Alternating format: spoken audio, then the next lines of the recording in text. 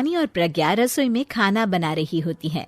तभी प्रज्ञा को रसोई में एक चूहा दिखता है और वो जोर से चिल्ला पड़ती है, दीदी वो देखो चूहा।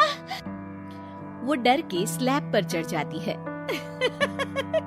अरे चूहा ही तो है, तू तो ऐसे डर रही है जैसे तूने कोई भूत देख लिया हो। कितनी डरपोक है तू भी ना प्रज्ञा। आप ज्यादा हंसो मत दीदी, हर इंसान को किसी न किसी चीज से डर लगता है। लगता होगा, पर मुझे तो किसी चीज से डर नहीं लगता। मैं तो बहुत बहादुर हूँ, पर तू हद कर दी भाई, एक चूहे से डर गई है। एक दिन प्रज्ञा अपने कमरे से बाहर निकल रही होती है और तभी शिवानी उसे पीछे से आकर डरा देती है। प्रज्ञा एकदम से उछल पड़ती है। दीदी ऐसे भी कोई मजाक करता है क्या? अरे जरा अपनी शक्ल तो देख, एकदम बैंगन की तरह नीली पड़ गई है। अरे मेरी देवरानी इतनी बड़ी डरपोक है, मुझे तो पता ही नहीं था। आप ऐसे चौंकाओगे तो कोई भी डरेगा ना? अरे नाना, कोई बहाना अब काम नहीं आएगा। आज से ना तुम्हारा नाम है डरपोक प्रज्ञा। शिवानी प्रज्ञा का मजाक उड़ाकर चली जाती है। प्रज्ञा शिवानी की मजाक उड़ाने की आदत से परेशान हो जाती है। जब देखो मेरा मजाक उड़ाती रहती है, इनकी शिकायत तो मम्मी जी से करनी ही पड़ेगी मुझे। प्रज्ञा अपनी सास के पास जाती है और उन्हें सारी बात बताती है कि किस तरह उसकी जेठानी उसके डर का मजाक उड़ाती है।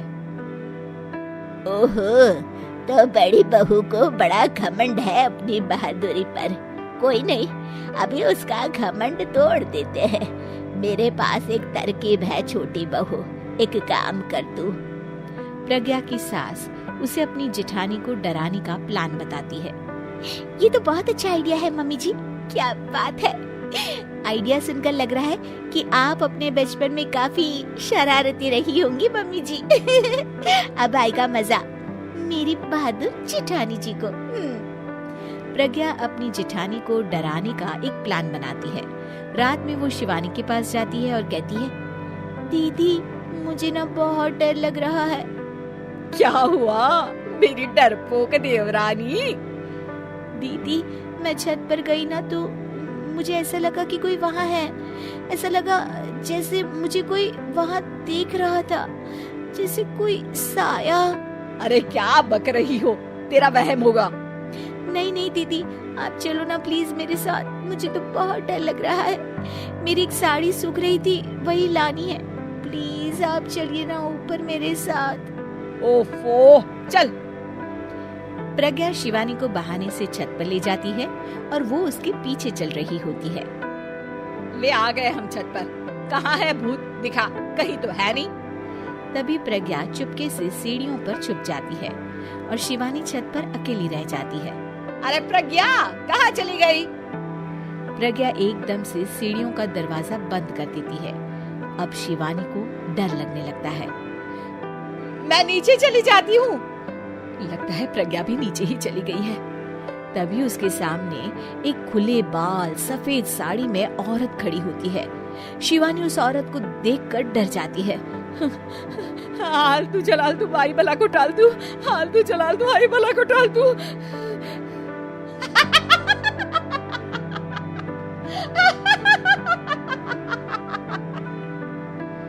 चुड़ैल की हंसी सुनकर शिवानी बुरी तरह डर जाती है। नहीं नहीं, मुझे छोड़ दो, भगवान के लिए मुझे छोड़ दो। नहीं नहीं नहीं नहीं नहीं नहीं नहीं, नहीं। मैं तुझे नहीं छोड़ूंगी, मैं तेरा खून पी जाऊंगी। तभी चुड़ैल की हंसी उसकी सास की हंसी में बदल जाती है।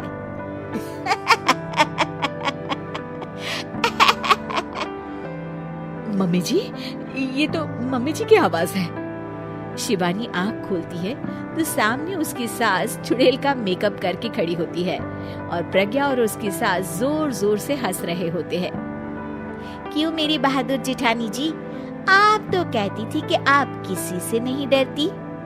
ये तुमने अच्छा नहीं किया प्रज्ञा। और सासू माँ, आप भी इसके साथ मिलकर। और नहीं तो क्या बहू, तुम अब मेरी छोटी बहू का ऐसे मजाक बनाओगी तो मुझे तो चुड़ैल बनना ही पड़ेगा ना।